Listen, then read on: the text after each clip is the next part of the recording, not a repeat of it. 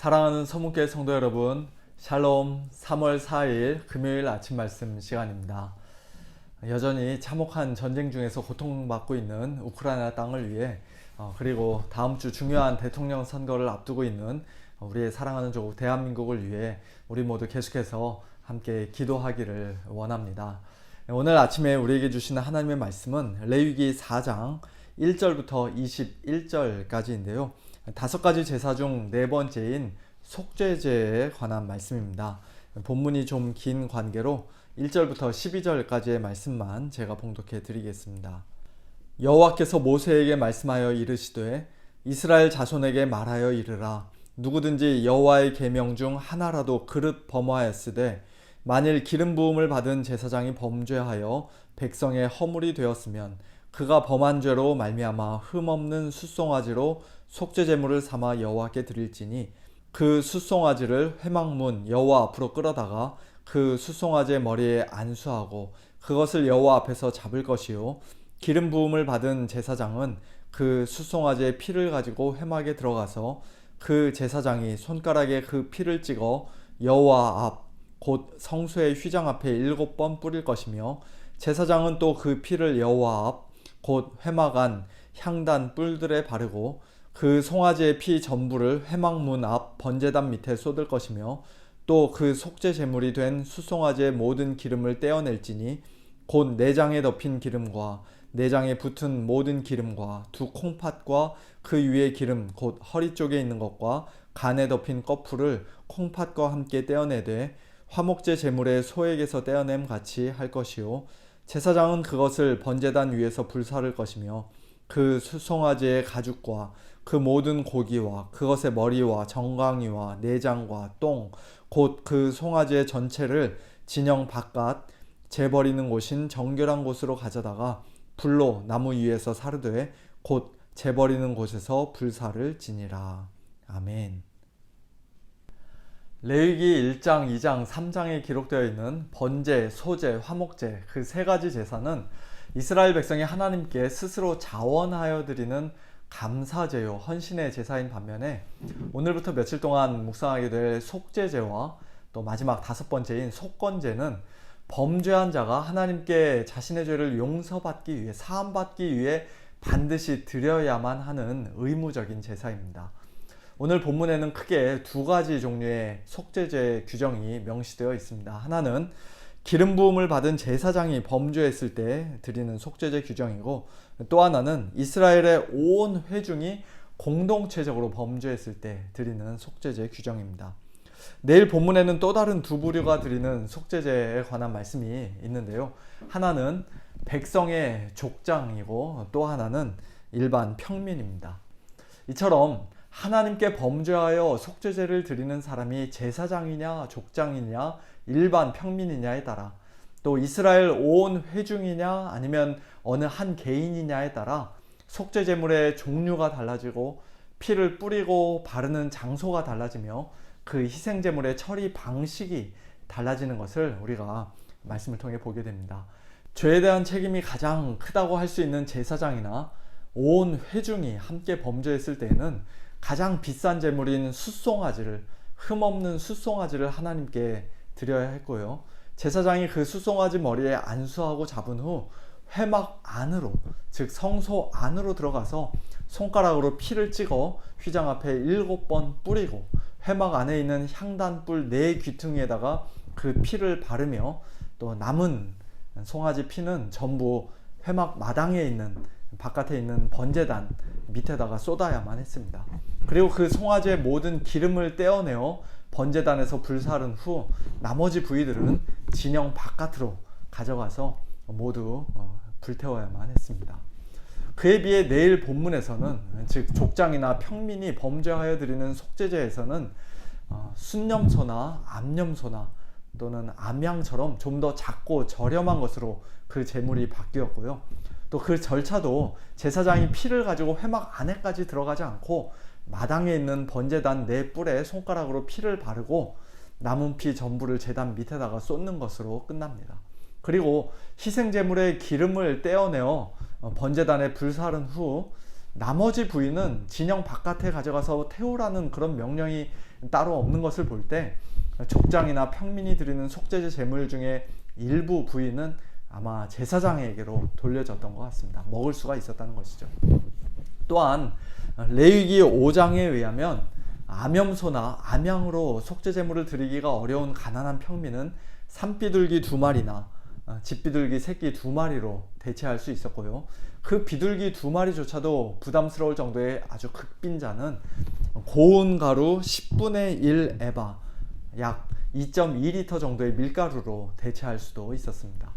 이처럼 속죄제로 드려야 하는 짐승과 그 짐승의 피를 뿌리고 바르는 장소, 그리고 제물의 마지막 처리 방식이 범죄한 사람에 따라서 각각 다르다는 이야기는 하나님께서 사람들의 모든 죄를 천편일률적으로 똑같이 보시지는 않는다는 말씀입니다.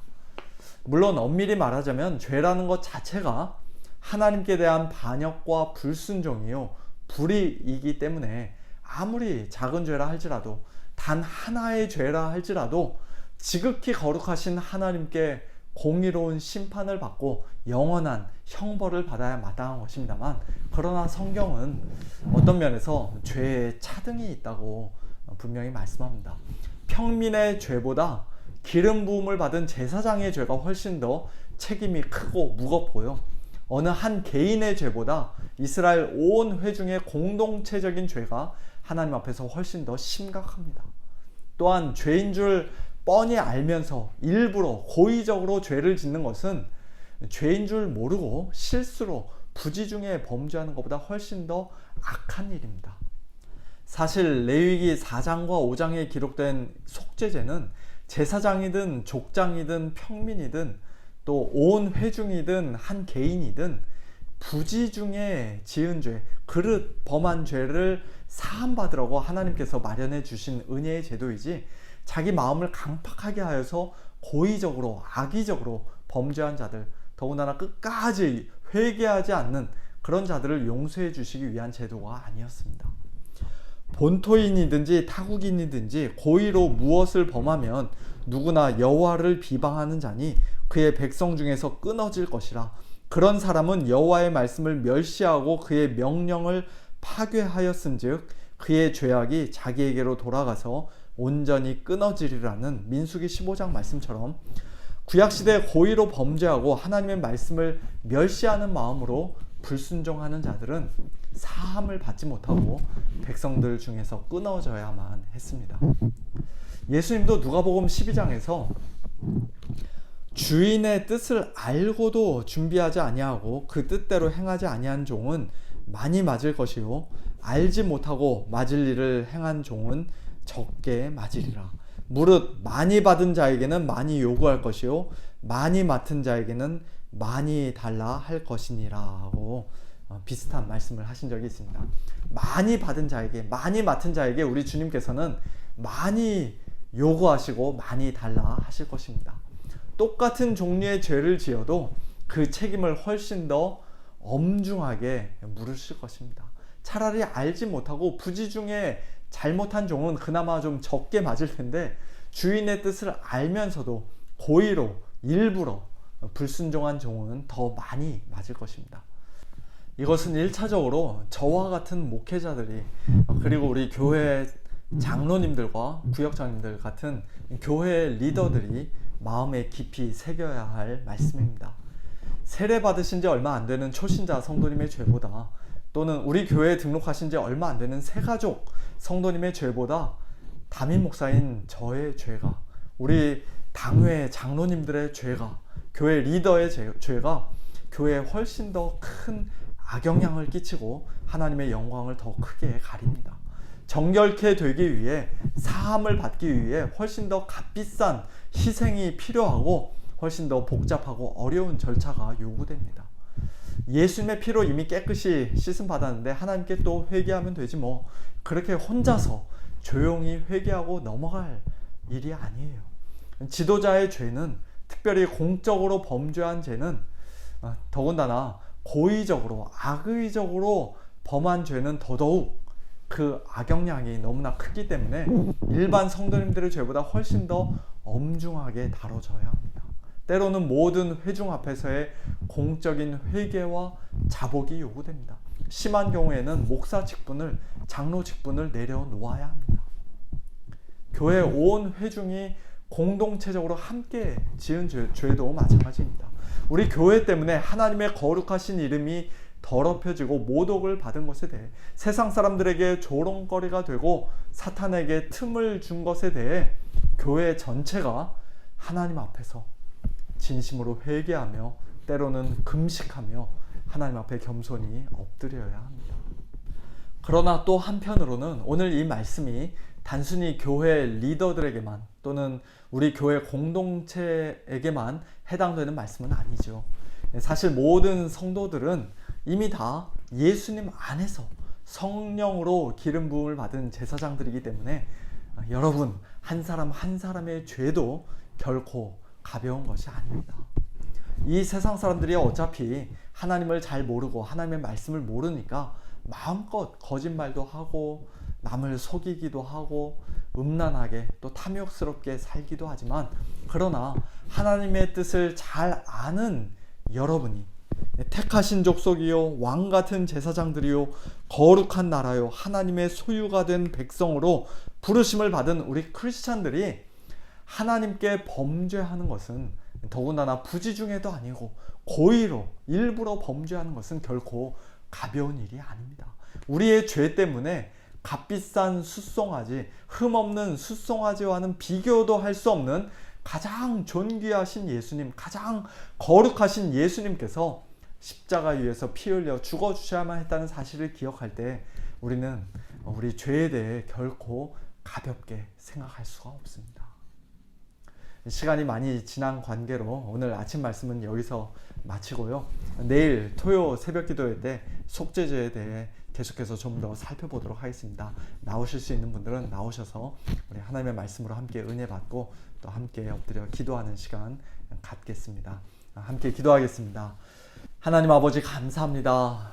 오늘 속죄죄에 관한 이 레위기 말씀을 통하여 저희들이 하나님께 얼마나 큰 은혜를 받은 자들인지, 또 그에 따른 책임이 얼마나 크고 무거운지 다시 한번 깨닫게 하시고 새롭게 결단하게 하시니 감사합니다.